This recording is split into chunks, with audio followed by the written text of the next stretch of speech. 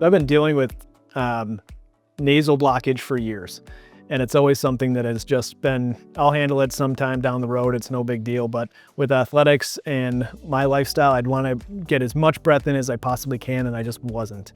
And so what do? I went to my local healthcare provider and said, I think I have a deviated septum, and self-diagnosed myself, went in there, met with an ENT, and sure enough, deviated septum. And so they put me on the surgical schedule for a couple months out, and that was it. I went home thinking I had solved the problem, and we'll wait to do that. Well, in the meantime, our nurse navigator called me, seeing that I had that scheduled, and said, would you be open to other alternative methods to solve this problem? We've had success with this with even other coworkers in your organization. Would you be willing to meet with this other ENT specialist? Well, sure, I would.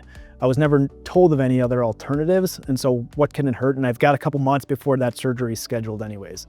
So I went into that ENT specialist and was educated on a breadth of other alternatives to solve the same problem in a quicker time frame, with less recovery time, and at a significantly lower cost.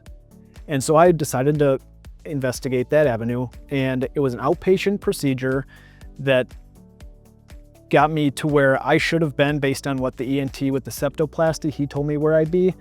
I'm there 6 weeks out of that procedure with very little downtime, and the recovery was pretty easy compared to what I've heard of horror stories of going under the knife with a traditional solution for that problem.